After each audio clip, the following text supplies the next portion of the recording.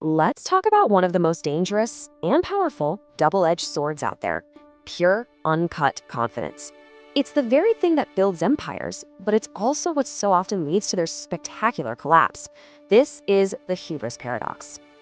You've seen this happen a million times, right? In business, in sports, everywhere. The very trait that makes someone unstoppable, their unshakable self-belief, becomes the fatal flaw that brings them down. So how does that happen? How does your greatest weapon become the thing that destroys you? That's what we're gonna break down. All right, so to kick things off, we have to get one thing straight. We as a society are absolutely drawn to overconfident people. It's like a magnetic force, especially when we're looking for someone to lead us. And it's not just a hunch, the research is crystal clear on this. When given a choice, we don't just prefer confident leaders, we consistently pick the overconfident ones. It's a deep-seated bias. We're basically hardwired to see that swagger, that absolute certainty, and mistake it for confidence, even when there's no evidence to back it up. And hey, to be fair, this bias exists for a reason. This kind of supreme confidence actually works, at least at first. It lets leaders paint these huge, ambitious pictures of the future. It drives them to put in more work. And most importantly, that conviction is infectious. It gets other people to buy in and take action. It's literally the key that unlocks the door to leadership in the first place. But to really get to the root of this, to understand the raw philosophy of power and ego, we have to go deeper. And for that, there's nobody better to turn to than the philosopher who stared right into the abyss, Friedrich Nietzsche.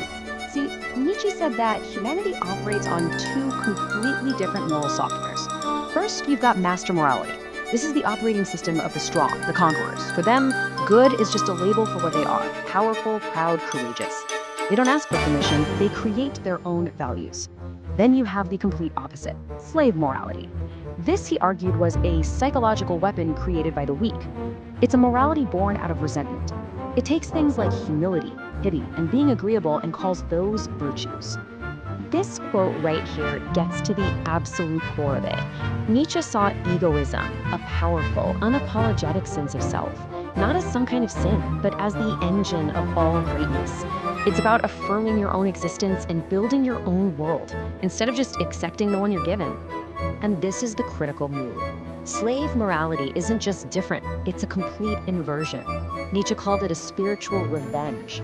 Because the weak couldn't compete on the master's terms, strength and power, they changed the rules of the game. They took all the traits of the powerful, ambition, pride, ego, and relabeled them as evil. In their own condition, being meek and submissive, they rebranded as good. But, and this is a huge but, what happens when that master morality, that powerful ego, runs completely unchecked? When it loses all touch with reality? Well, it can curdle into something toxic. It becomes a sickness that researchers now call hubris syndrome. Now, this distinction is absolutely vital. Hubris syndrome is not the same thing as being a narcissist. Narcissism is a personality trait. Hubris is an acquired disorder. It's an illness of circumstance triggered by having too much power for too long with no one to tell you no. It turns out that power can literally change the way your brain works. So what does this look like in the real world? Well, you start to see some clear symptoms. The person starts talking about their work in this grand, almost messianic way. They develop a total contempt for criticism or advice. They lose touch with reality, trusting their gut over any actual data. And eventually, they start to believe they're only accountable to some higher power or to history itself, certainly not to the people around them. And here's where the science gets really wild. It's called the arrogance paradox. Brain scans actually show that the experience of power can shut down the parts of the brain responsible for empathy.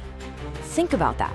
The very social skills that help you climb the ladder, listening, cooperating, understanding others, are the first things to get chemically switched off once you reach the top. So, does that mean all pride is a ticking time bomb? Is any powerful ego destined to become toxic? Not at all. The key is to understand that there are two totally different kinds of pride. One that builds and one that destroys. So on one hand, you've got authentic pride. This is the good stuff. It's the feeling you get from a real accomplishment. It's earned. It's connected to genuine self-esteem and stability. But on the other side, you have hubristic pride. This isn't built on achievement. It's just arrogance and conceit. It's loud, it's defensive, and it's often just a mask for deep insecurity and shame. And you can see this difference perfectly in these two titans.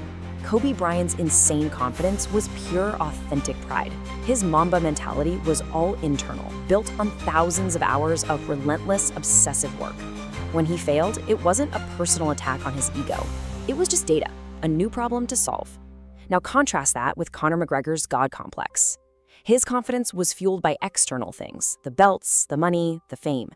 So when the losses started piling up, his ego couldn't take it. He deflected blame, made excuses. The focus shifted from loving the fight to just loving his own image. And this all leads us to the final, most important point. How do you wield that incredible power of confidence without falling into the trap of hubris? The secret is shifting your focus away from who you are and onto what you do. Kobe laid out the blueprint for us. It's so simple, it's profound. The Mamba mentality wasn't about believing he was the best. It was about the daily, ugly, grinding process of trying to get better. It was a commitment to the journey, not the destination. And that's really the bottom line.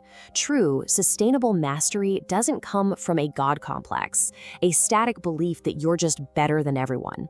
It comes from a relentless, almost insane obsession with the process. Your pride comes from the work itself, not just the trophy at the end. So I'll leave you with this question to think about. We live in a world that rewards the swagger, that often promotes hubris. In that kind of environment, how do you intentionally cultivate the kind of humility it takes to stay a student, to keep learning, and to achieve real lasting mastery? That's the paradox you have to manage every single day.